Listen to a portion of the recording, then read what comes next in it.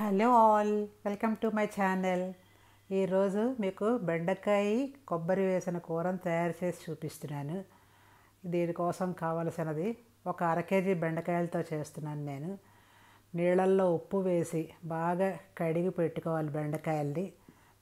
తర్వాత అందులో నీళ్ళన్నీ పోయాక చిన్న చిన్న ముక్కలుగా తరిగి పెట్టుకోవాలి. ఇప్పుడు మూకుళ్ళలో నూనె వేసి నూనె వేడెక్కిన తర్వాత దానికోసం పోపు వేయాలి.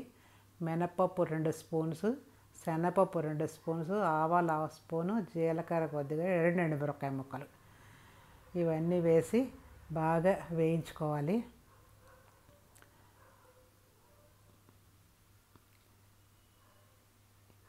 పోపు అంతా వేగిన తర్వాత కొద్దిగా కడిగి పెట్టుకున్న కరివేపాకును కూడా అందులో వేసి ఇప్పుడు ఇలా సన్నగా తరిగి పెట్టుకున్న ఈ బెండకాయ ముక్కల్ని అందులో వేసేయాలి.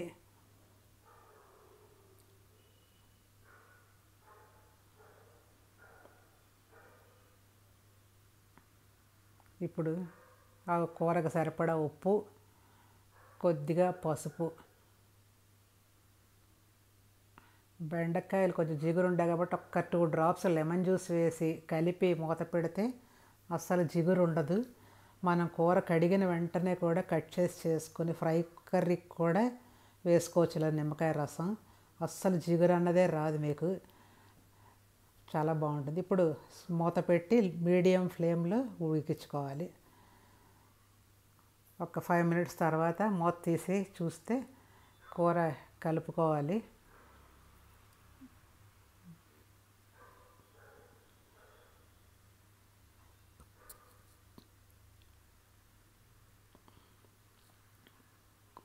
కొద్దిగా ఉడకాలి ఇంకా కొంచెం, అందుకని మళ్ళీ ఇంకొకసారి మూత పెట్టి ఉంచుకోవాలి. ఆ కూర ఉడికే లోపల కూరకి కొంచెం కొబ్బరి, పచ్చిమిరపకాయలు గ్రైండ్ చేసి పెట్టుకోవాలి.